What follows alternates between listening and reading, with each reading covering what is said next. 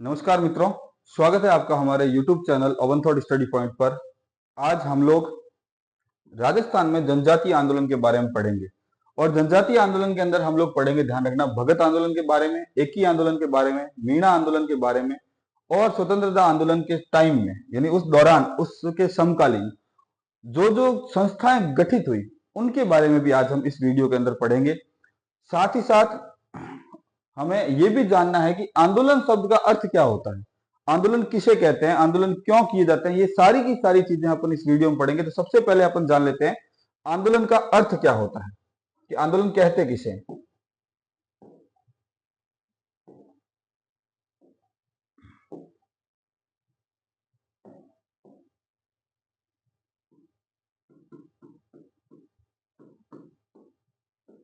आंदोलन आंदोलन क्या होता है, देखिए,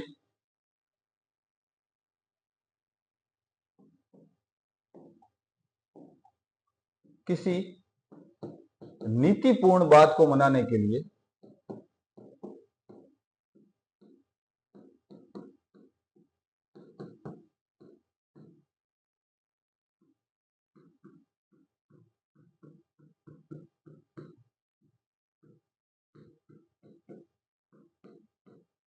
किसी नीतिपूर्ण बात को मनाने के लिए निश्चित उद्देश्यों की पूर्ति हेतु निश्चित उद्देश्यों की पूर्ति हेतु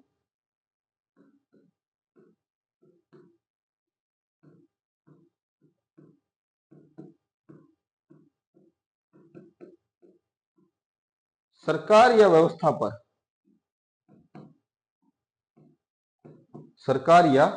व्यवस्था पर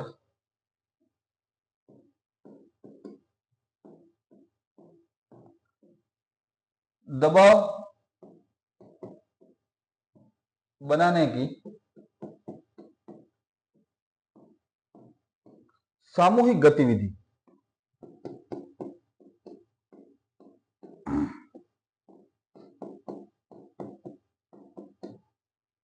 क्या कहलाती है? आंदोलन कहलाती है।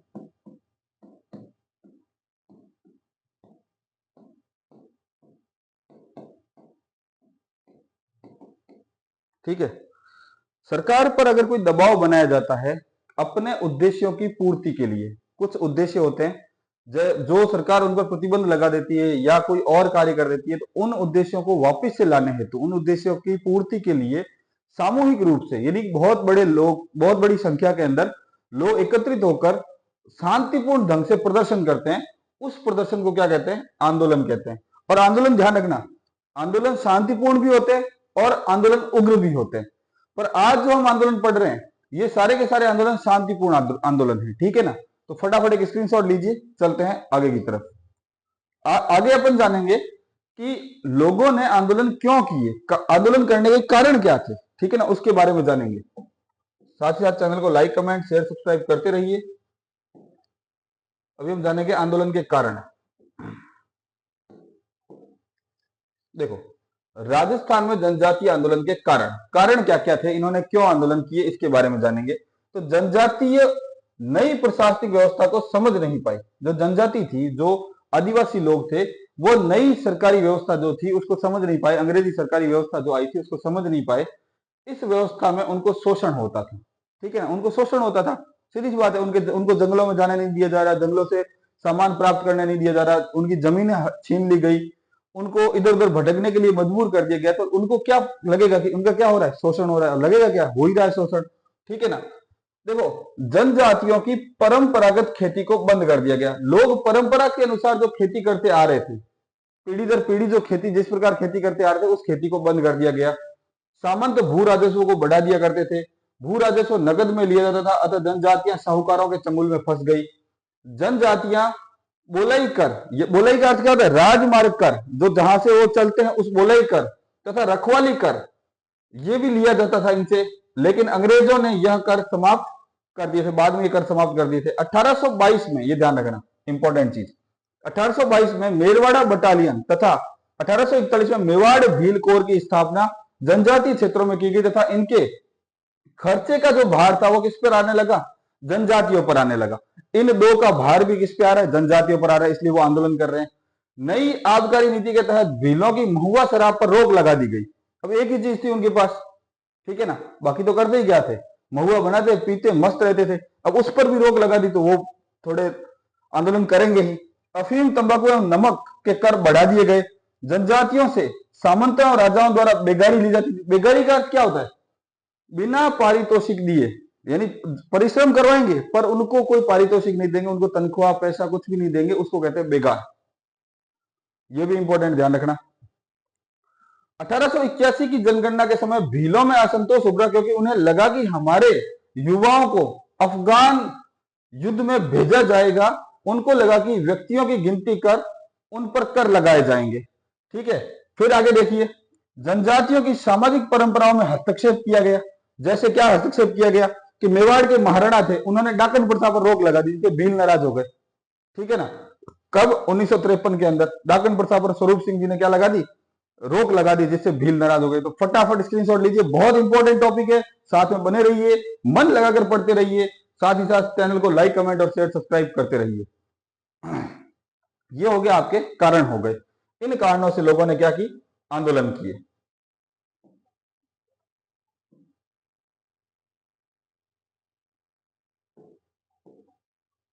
अब देखो, पहला आंदोलन अपन पढ़ेंगे भगत आंदोलन, ठीक है। इसी भगत आंदोलन को क्या कहते हैं? लसाड़िया आंदोलन के नाम से भी जाना जाता है। ये राजस्थान का जनजातीय आंदोलन है। वागड़ क्षेत्र में भील जनजाति द्वारा यह आंदोलन प्रारंभ किया गया। किसके द्वारा प्रारंभ किया जा रहा है यह आंदोलन? ध्यान रखना, भीलों द्वारा, ठीक है। किस क्षेत्र में किया जा रहा है? वागड़ क्षेत्र में। किस क्षेत्र में? वागड़ क्षेत्र में। कौन कर रहे हैं? भील कर रहे हैं, ठीक है ना। इनके नेता कौन है? ध्यान रखना, इनके नेता है गोविंद गुरु और सुरजी भगत, ठीक है ना। गोविंद गुरु का जन्म ध्यान रखना वेदासा डूंगरपुर के अंदर, परिवार बंजारा, बारसिया गांव में अपनी धुनी की और निशान स्थापित किया। धुनी की और निशान यानी ध्वज लगाया, ठीक है ना। गोविंद गुरु ने भीलों का नैतिक तथा आध्यात्मिक उत्थान किया। उनको उपदेश देते थे कि ऐसे कार्य करो जिससे आपका भला हो, पशुओं की सेवा करो, महुआ छोड़ दो, शराब छोड़ दो। ये सारे उपदेश देते थे कौन? गोविंद गुरु देते थे। गोविंद गुरु एकेश्वरवाद पर विश्वास करते थे या बल देते थे। एकेश्वरवाद मतलब ईश्वर एक है, ईश्वर एक है, ध्यान रखना। चोरी, शराब तथा अन्य कुरीतियां उन्होंने बंद करवाई। किनकी? भीलों की बंद करवाई, इसलिए भील उन्हें बहुत मानते थे। आपसी विवादों के हल के लिए पंचायतों की स्थापना की तथा कोतवालों की नियुक्ति भी की। किन्होंने की? गोविंद गुरु ने की। स्वदेशी वस्तुओं के प्रयोग पर बल दिया। गोविंद गुरु ने दयानंद सरस्वती से प्रभावित थे। ये गोविंद गुरु खुद दयानंद सरस्वती से प्रभावित थे। आदिवासियों को हिंदू धर्म में रखने के लिए इन्होंने भगत पंथ की स्थापना की। भीलों में आपसी सौहार्द को बढ़ाने के लिए गोविंद गुरु ने 1883 में सिरोही में एक संघ सभा की स्थापना की और 1903 में संघ सभा का पहला अधिवेशन मानगढ़ पहाड़ी पर हुआ, ठीक है ना, बांसवाड़ा के अंदर मानगढ़ पहाड़ी। फटाफट स्क्रीनशॉट लीजिए, चलते हैं आगे की स्लाइड में, बने रहिए। बहुत इंपॉर्टेंट टॉपिक है, बहुत ही ऐसा नहीं है कि इस टॉपिक को पढ़ने से आपको नींद आएगी, क्योंकि बहुत ही महान महान व्यक्तियों के यहाँ पे नाम वगैरह आ रहे हैं, तो साथ ही बने रहिए।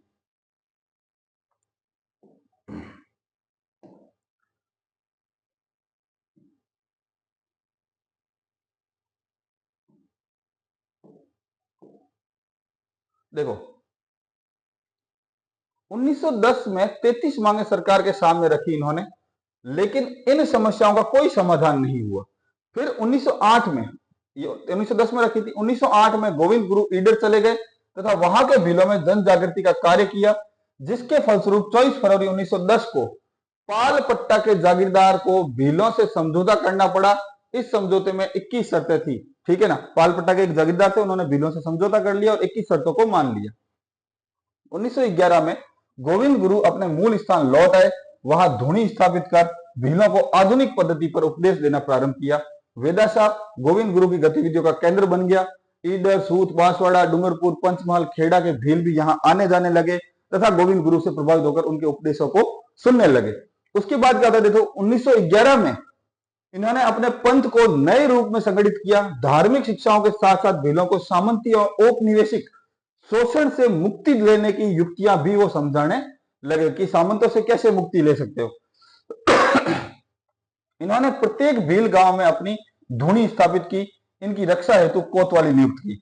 गोविंद गुरु द्वारा नियुक्त कोतवाल केवल धार्मिक मुखिया ही नहीं थे, बल्कि अपने क्षेत्र के सभी मामलों के प्रभारी थे और भीलों के मध्य होने वाले विवादों को भी पंचायत के रूप में बिठाकर सॉल्व करते थे, निपटाते थे। किसने किया ये सारा कार्य भीलों के लिए? गोविंद गुरु ने किया। इस प्रकार अन्य अर्थों में गोविंद गिरी की समांतर सरकार चलने लगी, किंतु दूसरी ओर राजा तथा जागीरदार द्वारा अनेक शिष्यों का उत्पीड़न भी जारी था। राजाओं के जैसी की जैसी सरकार किसकी? गोविंद गिरी की चलने लगी। साथ ही साथ राजा और जमींदार क्या कर रहे थे? छोटे मोटे जनजाति लोगों को, भीलों को, इनको उत्पीड़ित भी कर रहे थे। ठीक है ना, कि आप ऐसा कार्य मत करो। सामंती और औपनिवेशिक सत्ता द्वारा उत्पीड़क व्यवहार ने गोविंद गिरी या उनके शिष्यों को सामंती व औपनिवेशिक दासता से मुक्त करने हेतु भील राज की स्थापना की योजना बनाने के लिए प्रेरित किया। फटाफट स्क्रीनशॉट लीजिए, चलते हैं आगे की स्लाइड में। साथ ही साथ चैनल को लाइक, कमेंट, शेयर, सब्सक्राइब करना ना भूलें।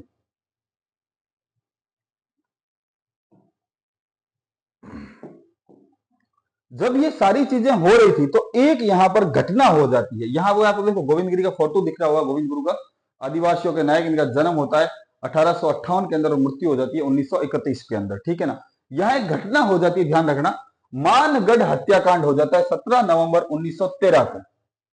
संप सभा के अधिवेशन हुआ, संप सभा का अधिवेशन चल रहा था।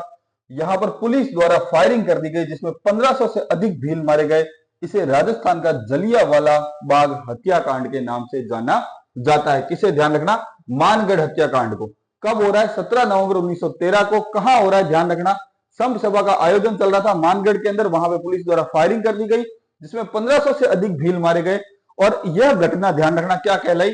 राजस्थान का जलियांवाला बाग हत्याकांड कहलाई। गोविंद गुरु तथा उसके सहयोगी पूंजा धीर जी को गिरफ्तार कर लिया गया। गोविंद गिरी की लोकप्रियता के कारण उनकी आजीवन कारावास की सजा को 10 वर्ष की सजा में बदल दिया गया और 7 वर्ष बाद में इन्हें इस शर्त पर रिहा कर दिया कि वे, ध्यान रखना, किन किन जगह पे? सूत, ईडर, डूंगरपुर, बांसवाड़ा, कुशलगढ़ राज्यों में कभी प्रवेश नहीं करेंगे। बाद में गोविंद गिरी कहां चले गए? ध्यान रखना, गुजरात चले गए। गुजरात में भी कहा? काम्बिया गांव में चले गए और वहां शांतिपूर्ण तरीके से रहने लगे। सरकार की निगरानी के अंदर वहां पर भी अहमदाबाद संभाग के अंतर्गत पंचमहल जिले के जलोद गांव में अपने भगत भीलों को प्रवर्तन देने का कार्य करने लगे। कौन? गोविंद गुरु। गोविंद गुरु अहिंसा के समर्थक थे। इनका जो फ्लैग था, इनका जो झंडा था, वो सफेद रंग का था, जो शांति का प्रतीक था। फटाफट स्क्रीनशॉट लीजिए, चलते हैं आगे की स्लाइड के अंदर। साथ ही साथ चैनल को लाइक, कमेंट, शेयर, सब्सक्राइब करना न भूलें। जितने जोश के साथ मैं आपको पढ़ा रहा हूं, उतने ही जोश के साथ अगर आप पढ़ोगे, ये टॉपिक बहुत इजी टॉपिक है और आपको आसानी से समझ में आ जाएगा।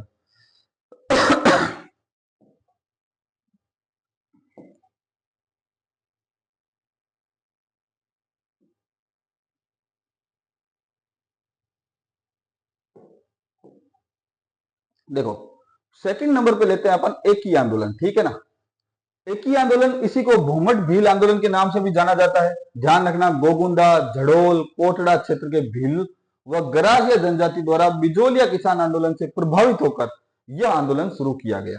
एक ही आंदोलन किससे प्रभावित होकर शुरू किया गया? ध्यान रखना कि ये एक ही आंदोलन जो है बिजोलिया किसान आंदोलन से प्रभावित होकर स्टार्ट किया गया। कहां कहां के क्षेत्र में? कोटड़ा, झालोड़ और गोगुंदा। गोगुंदा कहां है? चित्तौड़ के अंदर। यह आंदोलन मातृकुंडिया चित्तौड़ नामक स्थान पर आरंभ हुआ। ये इंपॉर्टेंट है, सबसे इंपॉर्टेंट चीज है कि एक ही आंदोलन का प्रारंभ कहां से होता है, तो मातृकुंडिया, जो कहां पर स्थित है? चित्तौड़गढ़ के अंदर स्थित है। इसके नेता कौन है?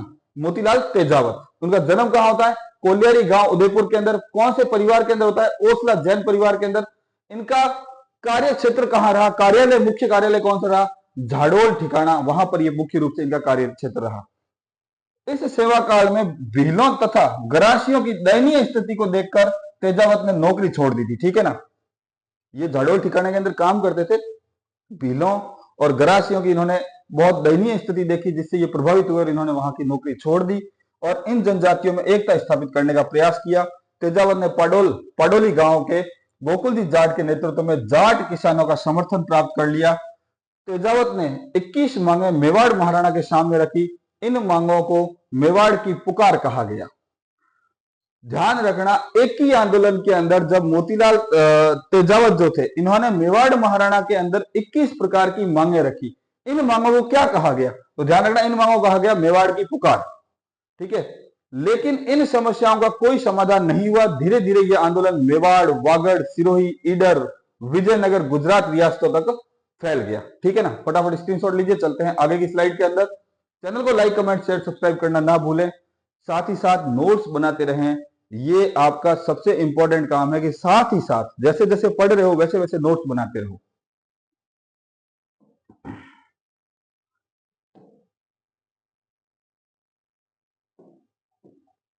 ये जब आंदोलन चल रहा था तो यहां पर भी एक घटना हो जाती है। पहले तो यहां देख लो, यहां आपको मोतीलाल तेजावत का चित्र दिख रहा होगा। बड़ा ही रोबीला व्यक्तित्व इनका है, इनकी मूछें और दाढ़ी, मैं खुद इनके इस रोबीले व्यक्तित्व से प्रभावित हूं। तो यहाँ पे आप देखिए एक यहाँ पर हत्याकांड हो जाता है विजयनगर गुजरात के अंदर, जिसको नीमड़ा हत्याकांड के नाम से जाना जाता है 6 मार्च 1922 को। होता क्या है देखो कि भीलों की सभा चल रही थी। ठीक है, भील अपनी सभा कर रहे थे, शांतिपूर्वक सभा कर रहे थे। मेजर सटन वहां आते हैं और वहां पर आकर बिना चेतावनी दिए भीलों के ऊपर फायरिंग कर देते हैं। और फायरिंग के अंदर ध्यान रखना, लगभग 1250 या 1200 के आसपास भील क्या होते हैं, मारे जाते हैं। तो देखिए भीलों की सभा पर मेजर सटन ने फायरिंग की, जिसमें 1200 से अधिक भील मारे गए। 3 जून 1929 को गांधी जी के कहने पर तेजावत ने ईडर में खेड़ ब्रह्म नामक स्थान पर आत्मसमर्पण कर दिया। और 3 अप्रैल 1936 में महाइंद्राज सभा में मणिलाल कोठारी, जो गांधी जी के पीए थे, के हस्तक्षेप से तेजावत को रिहा कर दिया गया कि यह कोई आंदोलनात्मक कार्य नहीं करेंगे, उदयपुर राज्य की अनुमति के बिना उदयपुर शहर से बाहर नहीं निकलेंगे। कौन नहीं निकलेंगे? मोतीलाल तेजावत। उदयपुर राज्य ने उनके गुजारे के लिए 30 रुपए प्रति महीना भत्ता देना स्वीकार किया। पुनः उन्होंने जनवरी 1945 को बंदी बना लिया गया, जब उन्होंने भूमर क्षेत्र में प्रवेश करने की कोशिश की, तथा उन्हें फरवरी 1947 में जेल से रिहा कर दिया गया। इन्होंने अपना शेष जीवन गांधी जी की रचनात्मक गतिविधियों में बिताया। तेजावत को आदिवासियों का मसीहा कहा जाता है तथा आदिवासी उन्हें बाबूजी के नाम से जानते हैं। ये प्रश्न कई बार आया हुआ है, राजस्थान के किस आंदोलनकारी को आदिवासियों का मसीहा कहा जाता है? तो ध्यान रखना, मोतीलाल तेजावत। कौन बाबूजी के नाम से जाना जाता है? मोतीलाल तेजावत। ये 2 क्वेश्चन ध्यान रखना, कई बार आए हुए हैं। फटाफट स्क्रीनशॉट लीजिए, चलते हैं नेक्स्ट स्लाइड के अंदर। चैनल को लाइक कमेंट शेयर सब्सक्राइब करना न भूलें।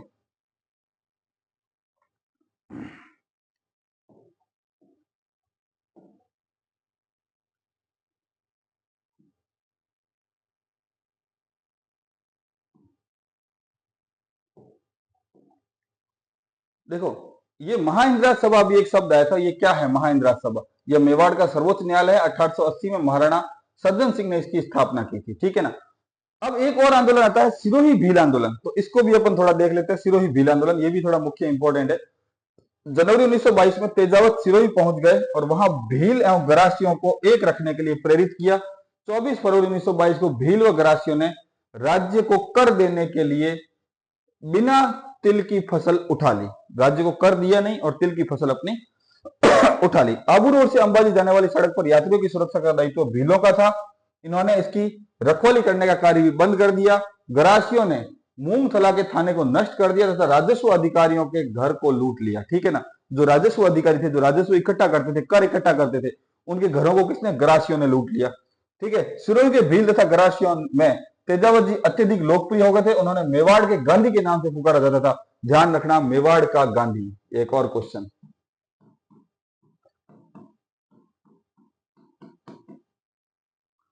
मोतीलाल तेजावत।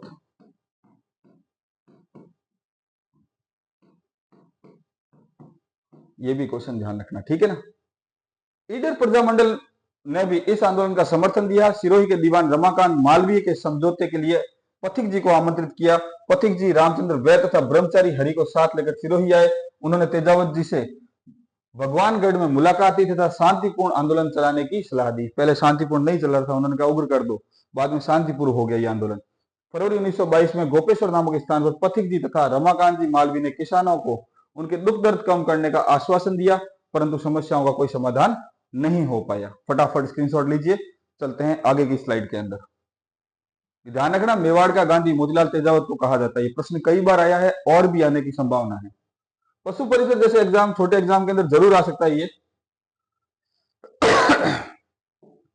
इसी दौरान ध्यान रखना, 1922 में एक और हत्याकांड हो जाता है। ठीक है ना। जैसे 2 होते हैं, पहले ये पढ़ लेते हैं। सियावा हत्याकांड 12 अप्रैल 1922 को इस घटना में 3 गरासिये मारे गए, 1 घायल हो गया। गरासियों के 40 घरों को नष्ट कर दिया गया तथा उनके चनों के भंडार को जला दिया गया। ये एक हत्याकांड होता है जिसमें 3 गरासी मार देते हैं। अपने को पढ़ने में छोटा लग रहा है, पर सोचो कि उनके 40 घर नष्ट कर दिए। उन्होंने जो चने की फसल उगाई थी, उनका जो भंडार किया हुआ था, उस पूरे भंडार को जला दिया। तो इतने परिवारों का अन्न भंडार जल जाने से लोगों के अंदर आक्रोश की भावना पैदा हो जाती है। आगे देखते, देखो बलोलिया और भूला हत्याकांड, ये होते हैं 5 और 6 मई 1922 को। मेजर पिचार्ड ने इस गोलीकांड का नेतृत्व किया। उनके अनुसार इस घटना में 50 लोग मारे गए तथा 150 लोग घायल हो गए। राजस्थान सेवक संघ ने इस घटना की जांच के लिए राम नारायण चौधरी तथा सत्य भगत को सिरोही भेजा।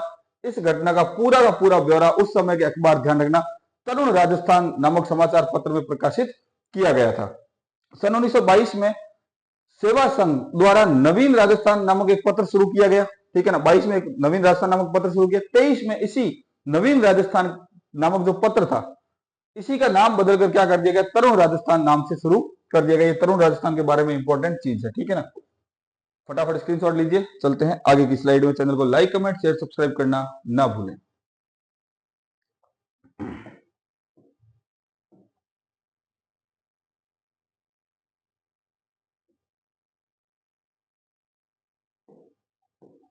आगे आता है अपने मीणा आंदोलन। देखो 1924 में आपराधिक जनजाति अधिनियम पारित किया गया तथा इसमें मीणा जनजाति को शामिल किया गया कि ये जनजाति जो है आपराधिक मामलों में सबसे आगे है, इसलिए इनको आपराधिक जनजाति अधिनियम के अंदर डाल दिया गया।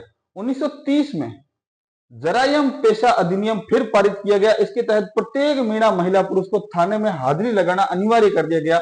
मीणा समाज ने इसका विरोध किया। सबसे पहले छोटूलाल झरवाल, महादेव राम पबड़ी, जवाहर राम ने, इन्होंने मीणा जाति सुधार समिति का गठन किया। 1933 में मीणा क्षेत्रीय महासभा का गठन किया गया। फटाफट स्क्रीनशॉट लीजिए। चलते हैं आगे।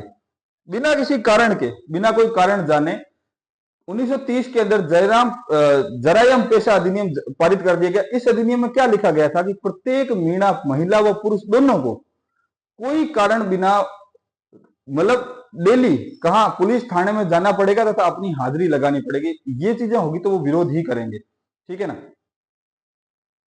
आगे लेते हैं अगली स्लाइड के अंदर।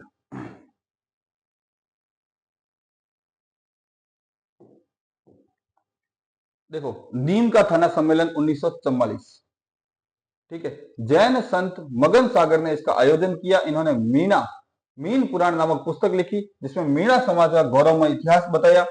इसी सम्मेलन में मीणा सुधार समिति का गठन किया गया। इसके नेता थे बंशीधर शर्मा, लक्ष्मी नारायण झरवाल और राजेंद्र कुमार अजय। बागावाद सम्मेलन 28 दिसंबर 1946 को हुआ।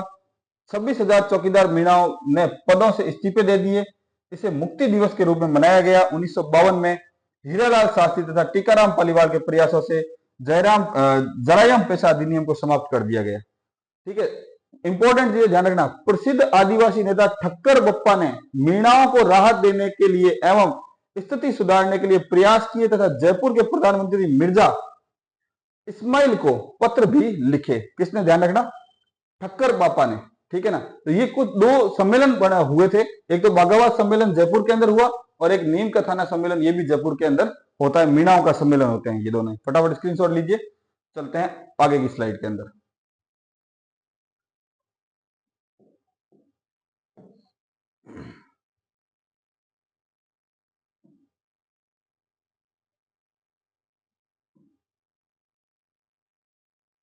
ठीक है, मुख्य पेज पर चलते हैं। आज हमने क्या क्या पढ़ा राजस्थान जनजातीय आंदोलन के अंदर। देखो हमने 3 चीजें पढ़ ली है। एक पढ़ लिया भगत आंदोलन, एक पढ़ लिया एकी आंदोलन, एक पढ़ लिया मीणाओं का आंदोलन। ठीक है, ये तीनों आंदोलन हमने पढ़ लिए हैं। आंदोलनों का कारण हमने पढ़ लिया कि आंदोलन क्यों किए गए। अत्यधिक लगान बढ़ा दी गई, उनकी परंपरागत जो खेती थी उसको बंद कर दिया गया, और भी कई कारण थे। ठीक है ना, तो उस कारण आंदोलन हुए। ये 3 आंदोलन हमने पढ़ लिए हैं। मीणाओं का आंदोलन थोड़ा रोचक था। इनको आपराधिक मामलों के अंदर इस जाति को रखा गया, इस कारण ये जाति नाराज हो गई और इस जाति ने आंदोलन किया। कल हम पढ़ेंगे, ठीक है ना, भाग 2 के अंदर, राजस्थान के जनजाति आंदोलन भाग 2 के अंदर पढ़ेंगे स्वतंत्रता आंदोलन के दौरान गठित की गई संस्थाएं, कौन कौन सी संस्थाओं का गठन किया गया, इसके बारे में भी हम किसका पढ़ेंगे, कल के भाग में पढ़ेंगे, भाग 2 के अंदर। तब तक स्वस्थ रहिए, मस्त रहिए, घर पे रहिए, पढ़ते रहिए, नोट्स बनाते रहिए तथा channel oven thought study point को लाइक, कमेंट, शेयर, सब्सक्राइब करते रहिए। धन्यवाद।